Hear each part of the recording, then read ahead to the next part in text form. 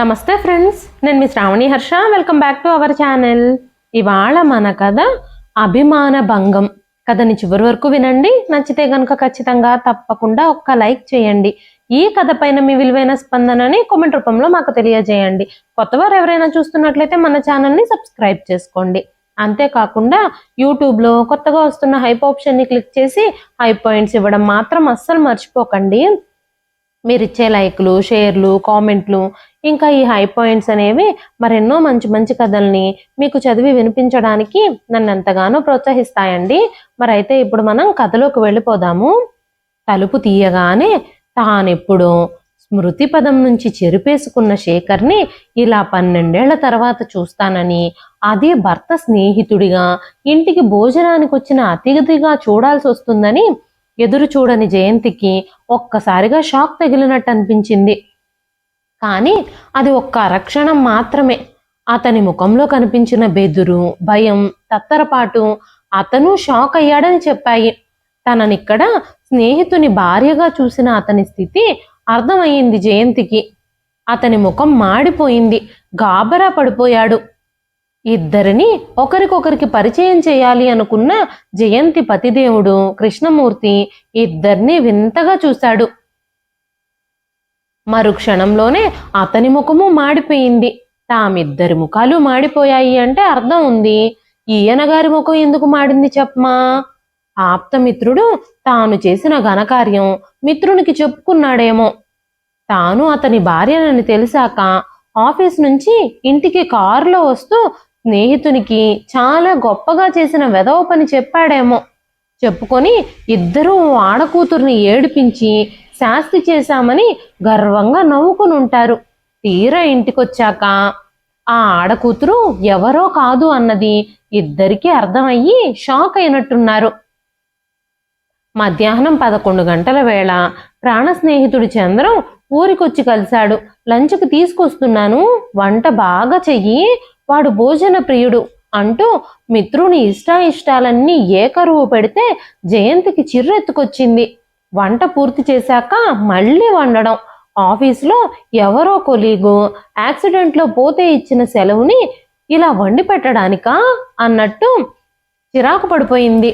కానీ భర్తగారి స్నేహితుడాయే కాదనడం ఎలాగా? ఆ చంద్రంగాడే ఈ చంద్రశేఖరుడని ఊహించలేకపోవడం తన తప్ప. అందరికన్నా ముందు తేరుకున్న జయంతి దారి తొలగి అతిథిని ఆహ్వానిస్తున్నట్టుగా రాని నవ్వు నవ్వింది. కానీ అతిథి దేవుడు బెదురుగొడ్డులాగా లోపలికొచ్చే సాహసం చేయలేనట్టు చెమటలు కార్చుకుంటూ సారీ రా, ముఖ్యమైన అపాయింట్మెంట్ ఉంది, మర్చిపోయాను, sorry for the trouble, some other time అంటూ మొహం చూపలేనట్టు తల దించేసుకొని పరిగెత్తినట్టే వెళ్ళి టాక్సీ ఎక్కాడు. పతిదేవుడు ఏమి అనే లోపలే, అనే అవకాశం ఇవ్వకముందే టాక్సీ కదిలిపోయింది. పిరికి పంద. అలా పారిపోవడం ద్వారా అతను చేసిన వెధవ పనికి మిత్రునికి మరింతగా అనుమానం వస్తుంది అన్న ఇంగిత జ్ఞానం కూడా లేనట్టుంది తనకి. వెళ్లిన టాక్సీ నుంచి దృష్టి మరల్చి భార్య వైపు చూశాడు కృష్ణమూర్తి. జయంతి నిర్లక్ష్యంగా ఓ నవ్వు నవ్వి, ఏమైంది మీ స్నేహితుడికి, ఎందుకలా పరిగెత్తాడు? కించిత్తు హేళన మేళవించి అంది జయంతి. పతిదేవుడు అనుమానంగా భార్య వంక చూశాడు. వీడు నీకు తెలుసా? అదోలా చూస్తూ అడిగాడు. ఆ తెలుసు, వెనుదిరిగి లోపలికి నడుస్తూ నిర్లక్ష్యంగా అంది జయంతి. ఎలా తెలుసు? మరో అనుమానపు చూపు. కాలేజీలో నా సీనియర్. టేబుల్ మీద ప్లేట్లు, గ్లాసులు సర్దుతూ అంది. చంద్ర నీకు బాగా తెలుసా? బాగా అంటే అర్థం? కాలేజీలోకి నేను బీఎస్సీ మొదటి సంవత్సరంలో చేరినప్పుడు అతను ఫైనల్ ఇయర్లో ఉన్నాడు. అంతేనా? క్రాస్ ఎగ్జామిన్ మొదలైంది. జయంతి కృష్ణమూర్తి వంక సూటిగా చూసి, అంతేనా అంటే ఇంకా ఏదైనా ఉందనా అంది. అదే అడుగుతున్నాను. కాలేజీలో క్లాస్మేట్ అయితే పాత స్నేహితులను చూసి ఆనందిస్తాం, ఇన్నాళ్ళకి కలుసుకున్నామని సంతోషపడతాం. కానీ చంద్ర ఎందుకలా గాబరా పడిపోయాడు? కుర్చీ జరిపి కూర్చున్నాడు భార్యను పట్టి పట్టి చూస్తూ. జయంతి కోపంగా చేతిలో గరిటని టేబుల్ మీద పడేసి, ఈ ప్రశ్న అడగవలసింది నన్ను కాదు, అతన్ని. ఎందుకంటే పారిపోయింది అతనే కాబట్టి. ఈ క్రాస్ ఎగ్జామిన్ అతన్ని చెయ్యండి అంది తీవ్రంగా చూసి. కృష్ణమూర్తి మొహం మార్చుకొని, వాణ్ణి చూసి గాబరా పడిపోయాడు. అంటే దాని అర్థం మీ ఇద్దరి మధ్య ఏదో జరిగే ఉంటుంది. అతనికి నీకు మధ్య కృష్ణమూర్తి జయంతిని నిలయేస్తున్నట్టుగా అడిగాడు. అతనికి నాకు మధ్య ఏం జరుగుంటుందని మీ ఉద్దేశం? జయంతి చాలా నిబ్బరంగా అన్నం కలుపుకుంటూ అంది. నాకేం తెలుసు, నీకే తెలియాలి, అందుకే అడుగుతున్నాను హేళనగా అన్నాడు. మా ఇద్దరి మధ్య ఏం జరిగిందో అతను మీకు చెప్పే ఉంటాడు. కోర్స్ ఆ నేను ఒకరే అని తెలియక ఆప్తమిత్రుడికి చెప్పే ఉంటాళ్లే. మళ్ళీ అడగడంలో మీ ఉద్దేశం ఏమిటి? జయంతి తీక్షణంగా అంది. ఈసారి కృష్ణమూర్తికి కోపం వచ్చేసింది ఆ నిర్లక్ష్యానికి. ఆ పొగరుగా జవాబిచ్చిన తీరుకి భర్తకి కోపం వచ్చింది. భార్య గాబరా పడలేదు, భయపడనూ లేదు, తప్పు చేసిన దానిలాగా తల దించుకోలేదు, జరిగింది దాచాలని ప్రయత్నించలేదు, మొగుడేమంటాడో అనుకుంటాడో అన్న బిడియం లేదు, తన కాపురం ఎలా తగలడుతుందో అన్న భయం అసలే లేకుండా అలా నిర్లక్ష్యంగా దులిపేసుకొని ఒంటి మీద ఈగ వాలితే దులుపుకున్నంత తేలిగ్గా అనేయడం భరించలేకపోయాడు కృష్ణమూర్తి. మొగుణ్ణి కొట్టి మొగసాలెక్కి ఏడ్చినట్టుంది నీ వరస. జరిగిన దానికి సిగ్గుపడ్డం పోయి నా మీద ఎగురుతున్నావు. ముఖం ఎర్రబరుచుకుని అరిచాడు. జరిగిన దానిలో నా బాధ్యత లేదు, నా తప్పు అసలే లేదు. ఇక నేనెందుకు సిగ్గుపడాలి? సిగ్గుపడాల్సింది మీ మిత్రుడు. నేను మొగుణ్ణి కొట్టలేదు, మొగసాల ఎక్కి నలుగురిని పిలిచి చెప్పనూ లేదు. అవును, చెప్పకుండా ఎవ్వరికీ తెలియకుండా గుట్టు చప్పుడు కాకుండా దాచేసి తగుదురమ్మా అని నన్ను పెళ్లాడేశావు. ఇప్పుడు వీడు గనుక ఇక్కడికి రాకపోయి ఉండుంటే, వాడు నా స్నేహితుడు కాకపోయి ఉండుంటే, వాడు నిన్ను చూడకపోయి ఉండుంటే మహా చక్కగా పతివ్రతలా నటించేసేదానివి లైఫ్ అంతా. నేను పతివ్రతనే. నేను మిమ్మల్ని పెళ్లి చేసుకున్నాక పరాయి పురుషుణ్ణి చూడలేదు, ప్రేమించనూ లేదు, తాకనూ లేదు, జయంతి వ్యంగ్యంగా అంది. అంటే పెళ్లికి ముందు ఏం జరిగినా పర్వాలేదనా నీ ఉద్దేశం? అవి ఏవి పెళ్ళాడేవాడికి చెప్పక్కర్లేదనా నీ ఉద్దేశం? నా పెళ్లికి ముందు ఎన్నో సంఘటనలు జరిగాయి. 23 ఏళ్లలో అవన్నీ వరుసగా టైం రాసుకుని చూపించాలని నాకు తెలీదు. 23 ఏళ్లలో ఎన్నో దెబ్బలు తగిలాయి, ఎన్నోసార్లు పడ్డాను. ఓసారి చెయ్యి విరిగింది, ఓసారి పడి పన్ను విరగొట్టుకున్నాను, ఓసారి టైఫాయిడ్ వచ్చి పరీక్షకు వెళ్ళలేకపోతే ఫెయిల్ అయ్యాను, ఓసారి మా అత్త కొడుకు మెట్లు దిగుతూ ఉంటే వెనక నుంచి వచ్చి కౌగులించుకుంటే దవడ మీద ఒక్కటిచ్చాను, ఓసారి సినిమా హాల్లో ఓ వెధవ వెనక నుంచి నా నడుము మీద వేళ్లాడించాడు, ఓసారి బస్సులో వస్తుంటే మరో వెధవ అంతకంటే చెత్త పని ఇంకోటి చేశాడు, ఓసారి నా గొలుసు పారేసుకుని అమ్మ చేతిలో దెబ్బలు కూడా తిన్నాను, ఓసారి స్కూటర్ మీద వెళ్తుంటే కింద పడ్డాను. ఆ పాపు తెలివిగా మాట్లాడుతున్నానని అనుకోకు. ఈ పడడాలు, దెబ్బలు తగలడాలు, చేతులు విరగ్గొట్టుకోవడాలు, కాళ్ళు విరగ్గొట్టుకోవడాలు, వీటన్నింటి గురించి ఎవ్వరూ అడగలేదు. ఇవన్నీ ముఖ్యమైన విషయాలు ఏమీ కావు, కోపంగా అన్నాడు. నా దృష్టిలో అది కూడా ముఖ్యమైన విషయమేమీ కాదు, అందుకే చెప్పలేదు. అది కూడా 4 రోజుల్లో దెబ్బ నయమైపోయినట్టుగానే మర్చిపోయాను. అలా మర్చిపోయే యాక్సిడెంటే అనుకున్నాను. జయంతి మాటలకి విస్తుపోయి చూశాడు కృష్ణమూర్తి. అతనికి కోపంతో మాటలు తడపడిపోయాయి. ఒక భార్య ఒక భర్తతో ఇంత నిబ్బరంగా నిర్లక్ష్యంగా మాట్లాడడం సహించలేకపోతున్నాడు కృష్ణమూర్తి. సిగ్గుపడి బెదిరిపోయి తప్పైపోయింది అని ప్రాధేయపడకుండా, జరిగింది అవమానం అని కూడా అనుకోకుండా, చెయ్యి విరిగింది, కాలు విరిగింది అన్న విషయం ఎంత మామూలుగా చెబుతుందో అంతే మామూలుగా ఆ విషయం తీసుకొని మాట్లాడడం అతను ఎదురు చూడని విషయం. ఓ ఆడదాన్ని ఓ మగాడు బలాత్కారం చేశాడంటే శీలం పోవడమే అది. శీలం పోగొట్టుకోవడాన్ని ఇంత తేలిక విషయంగా మాట్లాడుతున్న జయంతిని, ఆమె నిబ్బరాన్ని చూసి నోట మాట రానట్టుండిపోవడం అతని వంతయింది. నిన్ను ఒక మగాడు మానభంగం చేస్తే అతని మాటలు పూర్తి కాలేదు, పూర్తిగా తడబడుతున్నాయి. వెంటనే జయంతి భద్రకాళిలా అరిచింది. Stop it, don't use that word. తర్జనని చూపించి బెదిరిస్తూ కళ్ళెర చేసింది. ఆ మానభంగం అన్నమాట వాడొద్దు. మానం, దానికి భంగం, అంతా ట్రాష్. మీ ఫ్రెండ్ ఒక నీచుడు. ఆ నీచుడు నా మీద బలప్రయోగం చేశాడు, బలాత్కారం చేశాడు. ఆ వెధవ ఒళ్ళు బలిసిన ఆ వెధవ ముందు శారీరకంగా బలహీనరాన్నయ్యి వాడి ముందు నేను ఓడిపోయాను. దీనికి మానభంగం అన్న పేరు వాడకండి. అది నా దృష్టిలో ఒక యాక్సిడెంటే. నా ఇష్టం లేకుండా, నా ప్రమేయం లేకుండా శారీరక బలంతో లొంగ తీసుకోవడం ఇది ఒక యాక్సిడెంటే. అంతే తప్ప నేనేదో శీలం పవిత్రత పోగొట్టుకున్న దానిని భావించలేదు.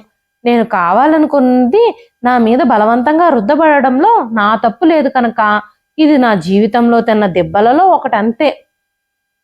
అంటే చెయ్యో కాలో విరగడము ఇది ఒకటేనా? ఇది నా దగ్గర దాచి నువ్వు మీ వాళ్ళు నన్ను మోసం చేయడం ఎంత దగ, ఎంత కుట్ర? ఉక్రోషంగా అన్నాడు. ఆగండి, ఇందులో మా వాళ్ళని అనాల్సింది ఏమీ లేదు. ఎందుకంటే వాళ్ళకు అసలు ఈ విషయమే తెలియదు. కృష్ణమూర్తి ఆశ్చర్యపోయాడు. ఓహో, ఎంత జానవి నీవు! ఇంట్లో వాళ్ళకు కూడా ఇది అంత గుట్టుగా దాచిపెట్టగలిగావంటే శభాష్, నిన్ను మెచ్చుకోవాల్సిందే. నీ గుండె ధైర్యాన్ని అభినందించాల్సిందే వ్యంగ్యంగా అన్నాడు. వాళ్లతో చెప్పకపోయినా కట్టుకున్న వాడికి నా దగ్గర చెప్పక్కర్లేదనుకున్నావా? పెద్ద పవిత్రంగా చలామణి అయిపోవాలనుకున్నావా? నీవే నిజాయితీ పరురాలివైతే నాకు చెప్పేదానివే ముందుగా. చెప్పానుగా, ఇది నా దృష్టిలో శారీరకంగా తగిలిన దెబ్బ మాత్రమే అని. అందుకనే దీనికి నేను ప్రాముఖ్యం ఇవ్వలేదు. జరిగిందాన్ని చెప్పి వాళ్ళని అనవసరంగా బాధ పెట్టడం అనవసరం అనిపించింది. అందుకే వాళ్ళకి చెప్పలేదు, మీకు చెప్పలేదు. నేను కావాలని ఇంకెవరినో మానసికంగా ప్రేమించి వాడితో శారీరక బంధం ఏర్పరచుకొని అది దాచిపెట్టి మిమ్మల్ని పెళ్ళాడుంటే అది తప్పు నా దృష్టిలో. అసలు పెళ్లి కాకముందు అనేకం జరుగుతూ ఉంటాయి. మీరు ఎందరో అమ్మాయిల వెంట పడి ఉండొచ్చు, ఉత్తరాలు రాసి ఉండొచ్చు, లంచ్లకి డిన్నర్లకి వాళ్ళని తీసుకెళ్ళి ఉండొచ్చు. కానీ అనేక కారణాల వల్ల పెళ్లి చేసుకోలేకపోయి ఉండొచ్చు. అవన్నీ మీరు పెళ్ళాడే ముందు పెళ్లి చేసుకోవాలి అనుకున్న అమ్మాయితో నిజాయితీగా చెబుతున్నారా? చాలా బుద్ధిమంతుల్లాగా పెళ్లి పెట్టలెక్కుతున్నారుగా. పెళ్లికి ముందు మేము ఏ కాలేజీ అబ్బాయిల ప్రేమలేఖలో అందుకుని ఉండొచ్చు. మేము బాయ్ ఫ్రెండ్స్ హోటల్లోకి వెళ్ళి కాఫీలు తాగుండొచ్చు. అబ్బాయిలు అమ్మాయిలు కలిసి మాట్లాడుకోవడం, తిరగడం. ఇంకొందరు కాస్త ముందుకెళ్ళి అబ్బాయిల లేఖీ మాటలకి లోబడి ప్రేమిస్తున్నామనుకొని విరహ గీతాలు పాడుకుని ఉండొచ్చు. ఇదంతా ప్రతి వాళ్ళ లైఫ్లోనూ సర్వసామాన్యం యవ్వనంలో. ఇదంతా తప్పు, పరమ అపరాధం అని ఎవ్వరూ అనుకొని పెళ్లికి ముందు కన్ఫెస్ చెయ్యరు. ప్రేమించామని కడుపులు చేసిన వాళ్ళు పెళ్లి వేళకు వచ్చేసరికి ముఖం చాటేయడాలు, దొంగచాటుగా కడుపులు దించుకున్న అమ్మాయిలు, రకరకాల కథలుంటాయి ప్రతి వారి వెనక. ఆ యవ్వనంలో జరిగినవన్నీ అందరూ రబ్బర్తో చెరిపేసుకున్నంత తేలిగ్గా చెరుపుకొని జీవితాలు ఆరంభించేసుకుంటారు. నేను అలాంటివేమీ చెయ్యలేదు. ఓ పొగరెక్కిన వెధవ తన డబ్బు హోదా ఎరచూపి ప్రేమ పేరుతో వెంట తిప్పుకోవాలి అని అనుకుంటూ వెర్రి వేషాలు వేస్తే లొంగకపోయేసరికి పౌరుషం, అవమానం ఇవన్నీ అడ్డొచ్చి నాకు బుద్ధి చెప్పడానికి తన బలం చూపించి లొంగ తీసుకున్నాడు. అది నాకు అవమానం అనుకున్నాను తప్ప తప్పని, పవిత్రత శీలం పోగొట్టుకోవడం లాంటివని అవి పోయాయి అని నేను ఎప్పుడు బాధపడలేదు. అందుకే మీతో చెప్పనవసరం లేదు అనుకున్నాను. దెబ్బ తగిలిందన్నంత తేలిగ్గా దులిపేసుకొని ఊరుకున్నావన్నమాట. వ్యంగ్యంగా ఎత్తి పొడిచాడు కృష్ణమూర్తి. లేకపోతే ఏం చెయ్యాలట? ఊరు వాడ అరిచి చెప్పి పోలీస్ రిపోర్ట్ ఇచ్చి కోర్టుకెక్కి రెస్టు పడాలా? కోర్టులకి చూపించాల్సిన సాక్ష్యాలు ఆధారాలు నా దగ్గర లేవు. కోర్టులు ఏ మాత్రం న్యాయం చేస్తున్నాయో చూస్తున్నాంగా. కోర్టుకెక్కే ధైర్యం నాకున్నా న్యాయం జరుగుతున్న నమ్మకం లేక కోర్టుకెక్కలేదు. కోర్టుకెక్కనక్కర్లేదు, కానీ అంత తేలిగ్గా ఏ ఫీలింగ్స్ లేకుండా తులిపేసుకున్నావంటే నీ గుండె ధైర్యాన్ని మెచ్చుకోవాల్సిందే. ఏ ఫీలింగ్స్ కలగలేదని నేను చెప్పానా? నాకిష్టం లేకుండా శారీరక బలంతో నా శరీరాన్ని బలవంతంగా లొంగ తీసుకున్నాడన్న కసి, ద్వేషం, అవమానం, సిగ్గుతో నా మనసు శరీరం దహించుకుపోయాయి. ఏ చెత్త వెదవో వాడి అశుద్ధం నా ఒంటి నిండా పామినంత అసహ్యంగా, జుగూప్సగా, చీదరింపుగా అనిపించింది. ఆ వెదవ వాడిన ఈ శరీరాన్ని ఎలా శుభ్రపరుచుకున్నానో తెలుసా? ఒక బాల్చీడు వేణీళ్లలో అరసీసాడు డెటాల్ వంపాను. పెరట్లోంచి దోసెడు వేపాకులు కోసుకొచ్చి నీళ్లల్లో వేశాను. అది చాలనట్టు గుప్పెడు పసుపు నీళ్లల్లో వేసి తలారా స్నానం చేశాను. కొబ్బరి పిచ్చితో ఒళ్ళు మంటలెక్కే వరకు తోమాను. ఆ తరువాత మరో బాల్చీడు నీళ్లల్లో గుప్పెడు తులసాకులు, దేవుడి దగ్గర గంగ చెంబులో సగం గంగ చెంబు వంపి దేహాన్ని డిజిన్ఫెక్ట్ చేసుకొని ఆ తర్వాత రెండో బాల్చీ నీళ్లు తల నిండా వంపుకున్నాను. అప్పటికి శరీరాన్ని అంటిన మైల తొలగింది అని అనిపించింది. మానసికంగా పడిన అవమానం తొలగించుకోవడానికి తడి బట్టలతో వెళ్ళి దేవుడి ముందు దీపం వెలిగించాను. దాంతో శారీరకంగా మానసికంగా ప్రక్షాళన జరిగినట్టు నేను తృప్తి పడ్డాను. స్థిరంగా అంది జయంతి. కృష్ణమూర్తి భార్య వంక వింతగా చూశాడు. ఆశ్చర్యంగా విన్నాడు. ఏమనాలో తెలియక మాటలకి తడుముకున్నాడు. జరిగిన దానికి కోపగించుకోవాలో భార్యకి సానుభూతి చూపాలో అన్నది కూడా అతనికి అర్థం కాలేదు. ఇలా ఎందుకు చేశాడు చంద్రం? గొణిగాడు. చివ్వున తలెత్తి రోషంగా చూసింది జయంతి. ఎందుకంటే మీ మగాళ్ళకి ఓ ఆడది తనని లెక్క చేయకపోతే పౌరుషం వచ్చేస్తుంది, అవమానం అనిపిస్తుంది. తన డబ్బు, అందం, హోదాని నేను కేర్ చేయలేదన్న ఉక్రోషం. అసలు ఇదంతా ఎందుకు, ఎలా జరిగింది? మీ ఫ్రెండ్ చెప్పాడేమో కదా, మళ్ళీ నన్నెందుకు అడుగుతున్నారు? తీవ్రంగా అంది జయంతి.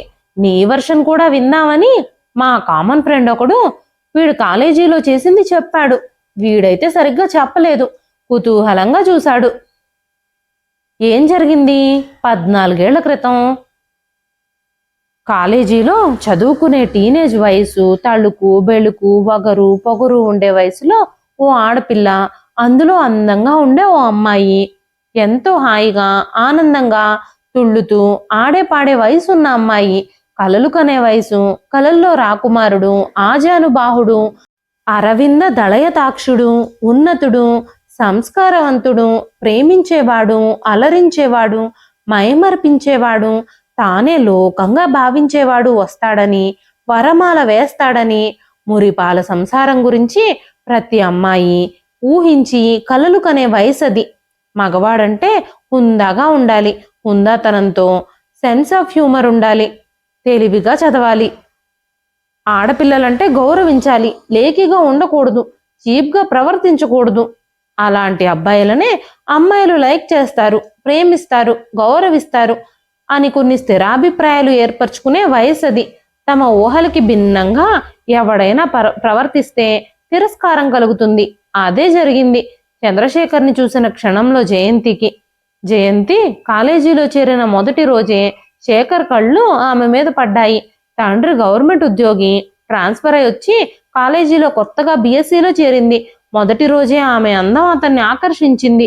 రోజుకో డ్రెస్సుతో, మోటార్ సైకిల్ మీద అంతెత్తు బూట్లతో ఫ్రెండ్స్ని వేసుకొని తిరిగే శేఖర్ చదువులో మాత్రం వెనకే. ఏదో డిగ్రీ కావాలని చదవడం తప్ప తండ్రి బిజినెస్లు చూసుకుంటే చాలు. కష్టపడి డిగ్రీల మీద డిగ్రీలు సంపాదించే పెద్ద చదువులు తనకు అక్కర్లేదన్న ధీమా. దాంతో అటెండెన్స్కి మాత్రమే కాలేజీ, చదువులకి కాదు అన్న గ్రూప్ అంతా కలిసి ఆడపిల్లల్ని ఆకర్షించడానికి పాటలు పడడం, ఆకర్షణకి లొంగిపోయిన వాళ్లతో షికార్లు, సినిమాలు, హోటళ్లు తిరిగే గ్యాంగ్ అది. వీళ్ల గురించి నెల రోజులకే జయంతికి అర్థమైపోయింది. అర్థం కానిది ఉంటే సీనియర్లు చెప్పారు. అలా శేఖర్ అంటే మొదట్లోనే తేలిక భావం ఏర్పడిపోయింది. అతను రోజు రోజుకి ఆమె పట్ల ఆకర్షితుడైన కొద్దీ ఆమెకి అతని పట్ల ఏహ్యత రోజు రోజుకి పెరిగింది. అతన్ని చూడగానే ముఖం చిట్లించుకునేది. అతని వెకిలి వేషాలని తిరస్కారంగా చూసేది. అది అతని అహాన్ని రెచ్చగొట్టింది. తనలాంటి అందగాడు, డబ్బున్నవాడు ఆమె కోసం, ఆమె స్నేహం కోసం ఆరాటు పడుతూ ఉంటే లెక్కలేనట్టు విదిల్చుకుని తన వైపు కన్నెత్తైనా చూడకపోవడంతో అతని అహం దెబ్బతింది. ఏమనుకుంటోంది? బోడి, దీనిపాటి నాకెవరూ దొరకరనుకుంటోంది కాబోలు. ఏదో పెద్ద అందగత్తెనని గర్వం తనకి. నే తలుచుకుంటే దీని పొగర్ని నిమిషంలో అణుస్తా. పలకరిస్తే ముఖం తిప్పుకొని వెళ్ళిపోతుందా? పుస్తకం అడిగితే విసురుగా లేదంటుందా? చూస్తున్నా చూస్తున్నా దీని వరస. మిత్రుల దగ్గర ఉక్రోషం వెళ్ళగక్కేవాడు చంద్రశేఖరం. మిత్ర బృందం 4 సమిదలు వేసి మంటలు ఎగదోసేవారు. స్నేహితుల చెల్లెళ్ల ద్వారా రాయబారాలు కూడా నడిచాయి. పాపం ఆ శేఖర్ నీవంటే పడి చేస్తున్నాడే. పాపం అంతలా వెనకబడుతూ ఉంటే మాట్లాడితే నీ సొమ్మేం పోతుంది? స్నేహితురాలు వకాల్తా పుచ్చుకున్నట్టు మాట్లాడుతూ ఉంటే, చచ్చా వాడిని చూస్తేనే నాకు తిక్క రేగుతుంది. చదువు సంధ్య లేకుండా రోజుకో డ్రెస్ వేసుకొని మోటార్ సైకిళ్ళ మీద తిరగడం గొప్ప అనుకుంటున్నాడు కాబోలు. అది చూసి ఆడపిల్లలందరూ వలలో పడిపోతారు అని అనుకుంటున్నాడేమో. వాడి సంగతి నా దగ్గర చెప్పొద్దు. అసహ్యమంతా మాటల్లో ముఖంలో చూపించింది. ఆ కబురు శేఖర్ దగ్గరికి చేరింది. అవమానం జరిగిపోయినట్టు ఉడికిపోయాడు. మిత్రులు మరింత ఎగదోశారు. వాడి బాబుకి 2 ఫ్యాక్టరీలుంటే నాకేం, 3 కార్లుంటే నాకేం, అవన్నీ వాడి బాబుకున్నాయి, వీడికే ఉందట. చదివి అవన్నీ వాడు కూడా సంపాదిస్తే అప్పుడొస్తుంది కౌరవం. తండ్రి డబ్బులతో షోకులు చేసుకొని తిరగడం కాదు. అందిరా నీ గురించి. చూస్తున్న వాడి వ్యవహారం. సిగ్గు లేకుండా ఆడపిల్లల్ని ఏడిపించడం, కామెంట్స్ పాస్ చేయడం గొప్ప అనుకుంటున్నాడేమో. అది వాడికున్న సంస్కారాన్ని తెలుపుతుంది అని కొంతమంది చెబుతున్నారు. ఇలాంటి కబుర్లన్నీ విన్న శేఖర్ మొహం అవమానంతో మాడిపోయేది. జయంతి తిరస్కారం అతనిలో కక్ష రేపింది. తనని గడ్డపోచలా తీసి పారేయడం సహించలేకపోయాడు. తను గడ్డిపోచ కాదు అన్నది ఆమెకు అర్థం కావాలన్న పంతం పెరిగింది. ఆమె అహం అణచాలి అన్న ప్రతీకార వాంఛ రోజు రోజుకి పెరిగిపోయింది. అదును కోసం వేచి చూస్తూ ఉన్నాడు. ఆమె ఇంటిల్లిపాది మిత్రులతో యాదగిరి గుట్ట వెళ్లారు. జయంతి పరీక్షలని ఒంటరిగా ఇంట్లోనే ఉండిపోయింది చదువుకుంటూ. మిత్రులు కబురందించారు. 4 గంటల వేళ ఎవ్వరూ చూడకుండా తలుపు తట్టాడు. ఎవరో అని తలుపు తీసిన జయంతికి మాట్లాడే అవకాశం గాని, అరిచే అవకాశం గాని, ప్రతిఘటించే అవకాశం గాని ఇవ్వకుండా వెంట తెచ్చుకున్న రుమాలు నోట్లో కుక్కి తెచ్చిన తాడుతో చేతులు కట్టేసి ఆమె మీద కక్ష తీర్చుకున్నాడు. ఆమె కళ్ళల్లో నిస్సహాయతత్వం అతని అహాన్ని అణిచింది. ఆమె కంట తిరిగిన నీరు ప్రతీకార జ్వాలని చల్లార్చింది. మగాడి అహంతో ఎప్పుడు ఆడుకోకు. వెళ్లే ముందు వార్నింగ్ ఇచ్చాడు. నా మీద కంప్లైంట్ ఇస్తే పోయేది నీ పరువే. నే చేశాననడానికి నీ దగ్గర ఏ సాక్ష్యమూ లేదు. కోర్టుకు సాక్ష్యం కావాలి.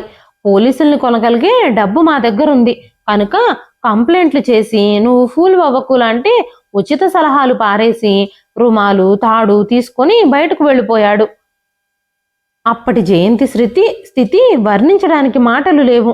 1 గంట దిమ్మెరపోయి ఆలోచన రహితంగా కూర్చుండిపోయింది. మరో గంట ఆవేశంలో రకరకాలుగా ఏం చేయాలి అన్నది ఆలోచించుకుంది. అన్ని కోణాల నుంచి. కోర్టుకు కళ్ళు లేవు, చెవులు తప్ప. పోలీసులకు చెప్పడం అంటే తన తన తన తన వారి పరువుని పేపర్లో వేయించుకున్నట్టే. వాడు పొగరుగా చెప్పినా నిజమే చెప్పాడు. తనేం చెయ్యలేదని వాడికి తెలుసు. నిజం చెప్పి తల్లిదండ్రుల్ని బాధపెట్టి నలుగురిలో నవ్వుల పాలవడం తప్ప ఒరిగేదేమీ లేదు. ఇదే ఏ బయటెక్కడో అయితే అందరికీ తెలిసేది. కొందరైనా తన మాట నమ్మేవారు, కొన్నైనా సాక్ష్యాలు చూపగలిగేది. కానీ తన ఇంట్లో ఎంత తెలివిగా ప్లాన్ అమలు చేశాడు. తనే పిలిచింది అని చెప్పినా చెప్పగలడు. ఇప్పుడు ఇది బయటకు చెప్పి తాను ఫూల్ అవ్వడం తప్ప వాడన్నట్టు ఏమీ జరగదు. ఆవేశాన్ని వివేకం అణిచివేసింది. అందరూ ఇంటికొచ్చేసరికి ఇల్లు, మనసు, శరీరం యథాప్రకారంగా మార్చేసింది. ఇప్పుడేమిటే తలస్నానం చేశావు? ఇంటికొచ్చిన తల్లి ఆశ్చర్యంగా అడిగింది. చదివి బుర్ర వేడెక్కిందమ్మా. చెమట పట్టి చీదరగా ఉందని స్నానం చేశాను అంది. ఎప్పుడూ లేనిది దేవుడికి దీపం కూడా పెట్టావు. ఈ భక్తి ఎప్పటి నుంచి?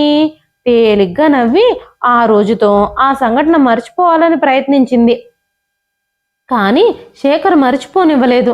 గిల్టీనెస్ మనసుని తినేస్తోంది కాబోలు. ఏదో ఆవేశంలో చేసిన మర్నాడు జయంతిని చూడ్డానికి ముఖం చెల్లలేదు. ఏం గొడవ చేస్తోందోనని భయపడ్డ అతను జయంతి కూడా ఏం జరగనట్టే ఉండిపోవడంతో ఆశ్చర్యపడ్డాడు. పైకి ఎంత నిర్లక్ష్యం నటించినా జయంతి ముఖంలో పూర్వపు చలాకీతనం, ఆ కళ్ళల్లో ఆత్మవిశ్వాసం కోల్పోయినట్టు ఉండడం చూసి అతనిలో ఆత్మవిమర్శ, తప్పు చేశాను అన్న భావం మొదలైంది. ఆగలేక జయంతిని క్షమించమని కోరుతూ, మనం పెళ్లి చేసుకుందాం. నేను నిన్ను మనసారా ప్రేమిస్తున్నాను. నేను చేసిన తప్పుని సరిదిద్దుకోవాలి అని అనుకుంటున్నాను అంటూ ఉత్తరం రాసి జయంతికి అందజేశాడు, తనలో ఉన్న పశ్చాత్తాపాన్ని కనబరుస్తూ. నిన్ను పెళ్లాడే కంటే వీధిన పోయే ముష్టివాణ్ణి పెళ్లాడడం మంచిది. నా జోలికి మాత్రం రాకు. మరో ఉత్తరం రాయకు. రాస్తే నా శవాన్ని చూస్తావు. చచ్చే ముందు నువ్వు చేసిన పని అందరికీ తెలిసేటట్టు చేసి మరీ చేస్తాను, ఇది నిజం అంటూ రాసింది. దాంతో శేఖర్ బెదిరిపోయాడు. జయంతి జోలికి వెళ్ళడం మానేశాడు. ముళ్ల మీద ఉన్నట్టుగా 3 నెలలు గడిపి పరీక్షలు రాశాననిపించుకొని ఆ కాలేజీ నుంచి బయటపడ్డాడు. ఆ మనిషి ఇన్నేళ్ల తర్వాత ఇలా కనిపిస్తాడని ఊహించని జయంతి ఎంత నిబ్బరంగా ఉందామనుకున్నా ఈ విషయాన్ని తనంత తేలిగ్గా తనని కట్టుకున్నవాడు తీసుకోడు అన్నది ఆమెకు మెల్లమెల్లగా అర్థం అవసాగింది. 12 ఏళ్ల వైవాహిక జీవితం, 2 పిల్లల తల్లి అయిన తన భార్య జీవితంలో జరిగిపోయిన గతం అనవసరం అనుకునే సహృదయత ఓ మగాడికి ఓ మొగుడికి ఉంటుందని ఆశించడం అత్యాశనేమో అనిపించసాగింది జయంతికి. ఏమిటలా చూస్తున్నారు? నేనెందుకు ఎవ్వరికీ చెప్పలేదో అర్థమైందా? కానీ నాకు అర్థం కానిది ఏమిటంటే, అప్పుడు అంత పశ్చాత్తాపం ఒలకబోసి తర్వాత నా జోలికి రావడం మానేసిన ఆ శేఖర్ పని కట్టుకుని ఇన్నాళ్ల తర్వాత మీరెవరో తెలియకుండానే ఎందుకు మీతో ఈ విషయం చెప్పాడు? మీరు ఎవరో తెలిసి చెబితే నా మీద కసి తీర్చుకోవడానికి, నా కాపురం పాడు చేయడానికి చెప్పాడని అనుకోవచ్చు. పాత సంగతిని మళ్ళీ ఎందుకు తవ్వాడు? సాలోచనగా చూస్తూ అంది జయంతి. వాడు నాతో చెప్పలేదు, నేనే వాడిని అడిగాను అంటూ కృష్ణమూర్తి అన్నాడు. మీరు అడిగారా? మీకెలా తెలిసి ఈ విషయం? ఈసారి ఆశ్చర్యపోవడం జయంతి వంతయింది. మా ఇద్దరికి కామన్ ఫ్రెండ్ శ్రీధర్ అని ఉన్నాళ్లే. నేను శేఖర్ కంటే ఓ ఏడాది సీనియర్ని. నేను కాలేజీ నుంచి వెళ్ళిపోయాక జరిగిన సంఘటన ఆ మధ్య శ్రీధర్ నాకు కనిపించినప్పుడు చెప్పాడు. శేఖర్ నా జూనియర్ అయినా నాకు రూమ్మేట్. మా ఇద్దరి స్నేహం తెలిసిన శ్రీధర్ శేఖర్ చేసిన పని గురించి చెప్పాడు. అది గుర్తుకొచ్చి అడిగాను. పాపం వాడు నాకు తెలిసిందని చాలా సిగ్గుపడుతూ చేసిన తప్పు గురించి చెప్పాడు. ఏమిటోరా, ఆ అమ్మాయి నన్ను నిర్లక్ష్యం చేసి రెచ్చగొట్టిందన్న అహంతో ఉడుకు రక్తం వేడిలో ముందు వెనకల ఆలోచించుకోకుండా ఆవేశంలో అమ్మాయి జీవితంతో ఆడుకున్నాను. ఆ వయసులో పొగరు వగరు ప్రతీకారం తీర్చుకునేంత వరకు దుగ్ధ చల్లారలేదు. ఇప్పుడు ఆలోచిస్తే ఎంత సిగ్గుగా ఉంటుందో. తప్పు చేసిన పశ్చాత్తాపం నన్ను నిలవనీయడం లేదు. చేసిన తప్పుకు పరిహారంగా ఆ అమ్మాయినే పెళ్లాడదాం అనుకున్నాను. కానీ ఆమె అభిమానవతి, చీకొట్టి తన జోలికొస్తే ఆత్మహత్య చేసుకుంటాను అని బెదిరించింది. దాంతో ఆ ప్రయత్నం మానుకున్నాను. ఈ శ్రీధర్ గాడు ఇన్నాళ్ల తర్వాత పని కట్టుకుని మరీ నీకు చెప్పడం ఏమిటి అంటూ బాధపడ్డాడు, సిగ్గుపడ్డాడు. ఇది వరకటి శేఖర్ కాదులేవాడు, ఇప్పుడు పూర్తిగా మారిపోయాడు. మిత్రుడు గురించి సానుభూతి చూపించాడు. ఓహో, స్నేహితుడు వెధవ పని చేసినా మీకే కోపము రాలేదు, కానీ నా తప్పు లేకపోయినా నన్ను నిలదీస్తున్నారు. అంతేలేండి, పరాయి మగాడి ఇంట ఉన్నందుకే అగ్ని పరీక్ష పెట్టిన శ్రీరాముడి వారసులు కదా మీరు. మగాడి తప్పులు లెక్కలోకి రావు, కానీ ఆడదాని తప్పుల్ని మాత్రం భూతద్దంలో చూడ్డానికి ప్రయత్నిస్తారు. వ్యంగ్యంగా అంది. కృష్ణమూర్తి తలదించుకొని అన్నం కెలుకుతూ కూర్చున్నాడు. ఏమిటి ముఖం అలా పెట్టారు? ఇంకా జరిగిన దాంట్లో నా తప్పేమీ లేదనిపించడం లేదా మీకు? నీ తప్పు ఉన్నా లేకపోయినా, కావాలని చేయకపోయినా జరగాల్సిన అర్థం జరిగిపోయింది. పోవాల్సింది పోయింది కదా. ఏమిటి పోయింది చెప్పండి? ఆహా చెప్పండి. శీలం పోయిందా? పవిత్రత పోయిందా? మానం మంటగలిసిందా? ఏం పోయిందో దొంగ తిరుగుడు లేకుండా స్పష్టంగా చెప్పండి, తీక్షణంగా అడిగింది జయంతి. కృష్ణమూర్తి జవాబివ్వలేదు. అయితే పోయిందానికి పరిహారం ఏమిటి? అగ్నిప్రవేశం చెయ్యాలా సీతమ్మ వారిలాగా? చేస్తే కాలి బూడిదవుతాను గాని బ్రతికి బయటపడను. నిప్పుల్లో దుమికినా నా శీలం నిరూపించబడదు. పాపం, నాతో 12 ఏళ్లు కాపురం చేసినందుకు మీరు కూడా అపవిత్రమైపోయి ఉంటారు. పదండి, ఇద్దరం వెళ్ళి గంగలో మునిగి పునీతులం అయి వద్దాం. ఏళనగా ఎత్తిపొడిచింది. కృష్ణమూర్తి మౌనాన్ని సహించలేక కృష్ణమూర్తి ఉక్రోషంగా లేచి లోపలికి వెళ్ళిపోయాడు. కృష్ణమూర్తి మనస్తత్వం పూర్తిగా అర్థమైపోయింది జయంతికి. ఓ మగాడు, మొగుడి స్థానంలో ఉన్నవాడు ఈ విషయాన్ని అంత తేలిగ్గా తీసుకోడు. కనీసం తేలిగ్గా తీసుకున్నట్టు కూడా కనబడడానికి ఇష్టం ఉండదు. పట్టించుకోకపోతే 4 రోజులు పోతే అతనే సర్దుకుంటాడు అనుకుంది జయంతి. జయంతి ఆలోచన తప్పు అన్నట్టుగా, అంత సులువుగా క్షమించను అన్నట్టుగా 1-2 నెలలైనా కృష్ణమూర్తిలో మార్పు రాలేదు. ఒకే గదిలో ఒకే మంచం మీద పడుకున్న ఇద్దరి మధ్య యోజనాల దూరం పెరిగింది. జయంతి వండడం, పెట్టడం, పిల్లలు, ఇంటి పని, ఆఫీస్ పని పైకి అన్నీ యథావిధిగా జరుగుతున్నాయి. కానీ లోపల ఇద్దరి మధ్య జరిగేది బయటకు తెలిసే అవకాశమే లేదు. పిల్లలు చిన్నవాళ్ళు, తల్లిదండ్రి మధ్య భేదాభిప్రాయాలు అర్థం చేసుకునే వయసు వాళ్ళకి లేదు. మాట మంతి కరువై తప్పుకు తిరిగే కృష్ణమూర్తిని చూసి ఒళ్ళు మండి నెలేసింది ఓ రోజు జయంతి. ఏమిటి మీ ఉద్దేశం? మీ ప్రవర్తనకి అర్థం ఏమిటి? ఏ ప్రవర్తన? ఏం నేనేం చేశాను?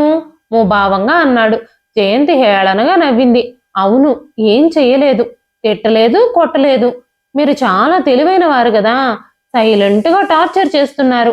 ఈ రకంగా శిక్షించి తృప్తి పడుతున్నారు నేను చెయ్యని తప్పుకి, కసిగా అంది జయంతి. చూడు, నేను నిన్నేమైనా అన్నానా? మన ఇద్దరి మధ్య భార్యాభర్తల బంధం తప్ప మిగతా దానిలో మార్పేమీ లేదు కదా. పిల్లల కోసం మనం కలిసి ఉండక తప్పదు కదా.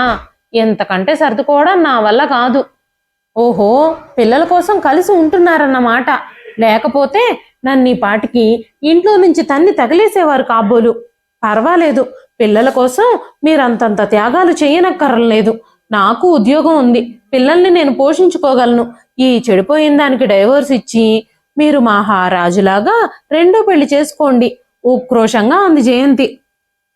నువ్వు చెడిపోయావని నేను అనలేదు, కానీ చూస్తూ చూస్తూ నీతో నా వల్ల కావడం లేదు. నాకేమీ మళ్ళీ పెళ్ళాడాలి అన్న కోరిక లేదు.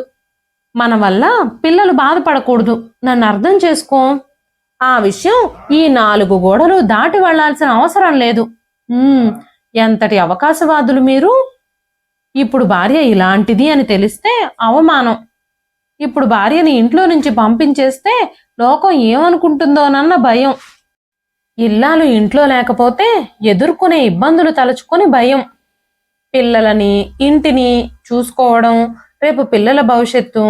తల్లి ఇలాంటిది అని తెలిస్తే ఏమవుతుందోనన్న భయం. ఇన్ని భయాలతో దయ తలచి నన్ను ఇంట్లో ఉండనిస్తున్నారు. నేనేం మగాడి పొందు కోసం మొహం వాచి ఏడుస్తున్నాను అని అనుకోకండి. ఆడదానికి భర్త నుంచి కావలసింది కాస్తంత ప్రేమ, అనురాగం, సానుభూతి, నేనున్నాను అనే భరోసా కావాలి గాని. జయంతి, నన్ను అర్థం చేసుకో. మనం అనవసరంగా రోస్ట్ పడొద్దు. నాకు కొంత టైం ఇయ్యి. నేను నిన్ను వదులుకోవాలని అనుకోవడం లేదు. నిన్ను వదులుకోవాలని నాకేమీ లేదు. నా మనస్థితి అర్థం చేసుకో. కాలం అన్ని గాయాలని మాన్పుతుంది. గాయం తగిలింది నాకైతే అది మానడానికి మీకు టైం ఇవ్వాలి. Well said. ఎనీహౌ, నన్ను ఇంట్లో ఉండడానికి పర్మిషన్ ఇచ్చినందుకు థ్యాంక్స్ చెప్పను. ఎందుకంటే నన్ను పొమ్మనే హక్కు మీకు లేదు గనక. ఇది నా ఇల్లు. ఇక్కడి నుంచి నన్ను పంపాలి అంటే కోర్టుకెక్కి విడాకులు తీసుకోవాలి. మన మధ్య భార్యాభర్తల సంబంధం లేనప్పుడు ఇంకా ఈ మంచం మీద పడుకోవడం అనవసరం. జయంతి విసురుగా లేచి గదిలో నుంచి బయటకు వెళ్ళిపోయింది. రాత్రి 11 గంటల వేళ మంచి నిద్రలో ఉన్న జయంతి ఒంటి మీద చెయ్యి పడేసరికి ఉలిక్కిపడి కళ్ళు తెరిచి చూసింది. చెయ్యి పట్టి లాగుతున్న కృష్ణమూర్తిని చూసి చీత్కారం చేస్తూ చెయ్యి వదలండి తీక్షణంగా అంది, చెయ్యి విదిల్చి కొట్టేసి. జయా, ప్లీజ్ రా మన గదిలోకి. జరిగింది మర్చిపోదాం. జరిగింది ఒక పీడకలను మర్చిపోదాం అనునయిస్తూ అన్నాడు. జయంతి అతన్ని ఓ పురుగుని చూసినట్టు చూస్తూ తిరస్కారంగా చూసింది. వెళ్ళండి ఇక్కడి నుంచి. మరెప్పుడూ నా ఒంటి మీద చెయ్యి వేసే సాహసం చేయకండి. జరిగింది మీ అవసరం కోసం మీరు మరిచిపోదలిచినా నేను మర్చిపోను. ఈ మాట ఆ రోజు 6 నెలల క్రితమే అనుంటే తప్పకుండా మర్చిపోయేదాన్ని. Now it is too late. ఆడదాన్ని అవసరం కోసం ఆత్మాభిమానం మీరు వదులుకోగలరేమో, కానీ చేసిన అవమానం నేను మర్చిపోలేను. వెళ్ళండి ఇక్కడి నుంచి, చాలా కటువుగా అంది. ప్లీజ్, నీ కోపం నాకు అర్థమైంది జయ. నా మనసుకు నచ్చ చెప్పుకోవడానికి నాకు టైం కావాలన్నాను కదా. నన్ను, నా మనస్థితిని అర్థం చేసుకో. అర్థం చేసుకోవడానికి ఏమీ లేదు. అర్థం చేసుకుని ఉండాల్సింది మీరు. నా నిస్సహాయ స్థితిని, నా అవమానాన్ని, నా ఆత్మాభిమానాన్ని దెబ్బతీసిన ఆ సంఘటనకి సానుభూతి చూపించాల్సింది పోయి చేయని నేరానికి నాకే శిక్ష వేశారు. ఆనాడు జరిగింది మీ పరిభాషలో నా మానభంగం అయ్యుండొచ్చు. ఈనాడు ఇది నా అభిమాన భంగం. నా దృష్టిలో శేఖర్ కంటే మీరే ఎక్కువ దోషులు. వాడు నాకేమీ కాడు కనుక వాడు చేసిన పనిని మర్చిపోగలిగాను. కానీ కట్టుకున్న భార్యని, 12 ఏళ్ల కాపురం చేసిన భార్యని, మీ 2 పిల్లల తల్లినైన నన్ను, నా పట్ల మీకు కనీసం సానుభూతి కూడా చూపకపోయినా మొగుడని మిమ్మల్ని మాత్రం క్షమించను. అభిమాన భంగం జరగనీయను. కనీసం ఆతృప్తైనా నాకు దక్కాలి. మానం పోయినా అభిమానం పోగొట్టుకోని ఈసారి. మరోసారి ఈ ప్రసక్తి తెచ్చినా, నా ఒంటి మీద చెయ్యి వేసినా సహించను. వెళ్ళండి ఇక్కడి నుంచి. చాలా స్థిరంగా తర్జని చూపిస్తూ అని అటు తిరిగి పడుకుంది జయంతి. ఇదండి ఈ రోజు కథ. ఈ కథ పేరు అభిమాన భంగం. కథని రచించిన వారు డి కామేశ్వరి గారు. కథ నచ్చితే ఒక లైక్ చేయండి. ఈ కథ పైన మీ విలువైన స్పందనని కామెంట్ రూపంలో మాకు తెలియజేయండి. మరెన్నో ఇలాంటి ఇంట్రెస్టింగ్ కథల కోసం మన ఛానల్ని సబ్స్క్రైబ్ చేసుకోండి. అంతేకాకుండా యూట్యూబ్లో కొత్తగా వస్తున్న హైప్ ఆప్షన్ని క్లిక్ చేసి హైప్ పాయింట్స్ ఇవ్వడం మాత్రం అస్సలు మర్చిపోకండి. మీరు ఇచ్చే లైక్లు, షేర్లు, కామెంట్లు, ఇంకా ఈ హైప్ పాయింట్స్ అనేవి మరెన్నో మంచి మంచి కథల్ని మీకు చదివి వినిపించడానికి నాకు ఎంతగానో ప్రోత్సాహాన్ని ఇస్తాయండి. మరొక మంచి కథతో రేపు మళ్ళీ కలుస్తాను. అంతవరకు సెలవు. ఉంటానండి.